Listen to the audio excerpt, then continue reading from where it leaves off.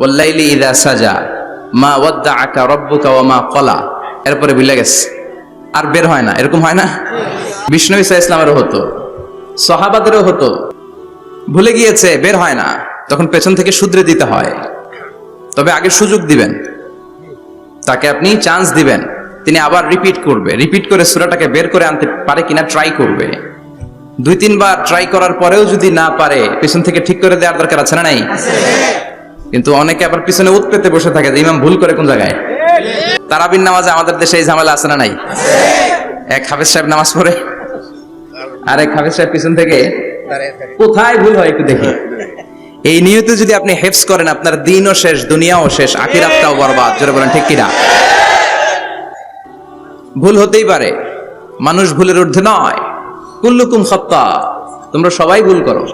ওয়া খায়রুল খাত্তাইনা তাওয়াবুন, আরে ভুলকারীদের মধ্যে আল্লাহর কাছে শ্রেষ্ঠ ভুলকারী যে লোক ভুল করার পরে তওবা করে কার কাছে? আল্লাহর কাছে। আল্লাহর কাজই তওবা কবুল করা। গাফিরিজ যামবি ওয়া কাবিলিত তাওব, আমরা ভুল করব, শয়তান ওয়াসওয়াসা দিবে, আর আল্লাহ মাফ করবে, ঠিক কি না?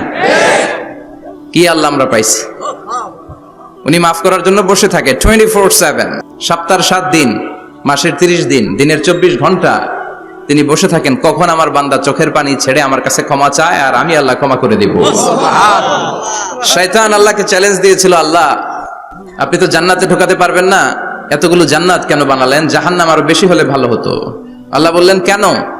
শয়তান বলে, আল্লাহ এই সবগুলারে আমি ওয়াসওয়াসা দিয়ে, মুনাফিক বানিয়ে, নাস্তিক বানিয়ে জাহান্নামে ঢুকাবো। আমি চ্যালেঞ্জ দিলাম, ডান দিক থেকে ধোকা দেব, বা থেকে, সামনে থেকে, পেছন থেকে, নিচ থেকে, রগের শিরা উপশিরায় ঢুকে, মাজরাত দাম যেখান দিয়ে রক্ত চলাচল করে ওখানে ঢুকেও আমি ধোকা দেব। আপনি জান্নাতে ঢুকাবেন কেনমে? আল্লাহ বললেন তুমি আমারও চ্যালেঞ্জ দাও, এত বড় সাহস? আমি তো সব রাজার বড় রাজা, মহারাজা। চিৎকার করে বলেন ঠিক কিনা? মহারাজার সাথে চ্যালেঞ্জ দেয়া যায় না, তুমি আমাকে চ্যালেঞ্জ দাও। ওকে ডান, আই টেক ইউর চ্যালেঞ্জ। আমিও তোমার চ্যালেঞ্জ নিলাম। তুমি আজীবন ধোকা দিবা, আজীবন তুমি গোমরা করবা, বেনামাজি বানাবা, জালিম বানাবা, কিন্তু আমার বান্দা কোনো তাফসীরুল কোরআনের মাহফিলে এসে, কোন এক ওয়াক্তের নামাজে মসজিদে ঢুকে, অথবা মাঝরাতে ঘুম ভেঙে গেলে তাহাজ্জুদের জায়নামাজে চোখের পানি ছেড়ে যখন ক্ষমা চাইবে, আমি সব গুনাহ মাফ করে দেব, তুই কি করবি? চিৎকার করে পড়েন আল্লাহু আকবার। এজন্য ভুল নাই এমন কোন মানুষ নাই, ভুল হয়নি শুধু নবীদের, এজন্য তারা মাসুম। আহলুস সুন্নাহ ওয়াল জামাআর ইতিকাদ হচ্ছে নবীদের কোনো ভুল নাই, ঠিক কি না? ছোটখাটো যে ব্যাপারগুলো ঘটেছিল সেগুলো আল্লাহ অবশিষ্ট থাকতে দেননি, সেগুলোকে আল্লাহ ঠিক করে দিয়েছেন। চিৎকার করে পড়েন সুবহানাল্লাহ। এজন্য ইমাম যদি ভুল করে, আপনারা পেছন থেকে চান্স দিবেন ওনাকে শুধরে নেয়ার, কিন্তু উনি শুধরে নিতে পারছেন না, তখন পেছন থেকে লোকমা দেওয়ার দরকার আছে না নাই? তো এই জন্য ইমাম যদি ভুল করে পেছন থেকে শুধরে দিতে হয়। ইমাম শব্দের অর্থ নেতা। মসজিদের যিনি ইমাম উনি আমাদের নেতা, আর সমাজে যারা থাকে তারা কি কয়? পাবলিক, এরাও নেতা। সমাজের নেতা তো আরো বড় নেতা, ঠিক কিনা? নেতা যত বড়, ভুল করার সম্ভাবনাও তত।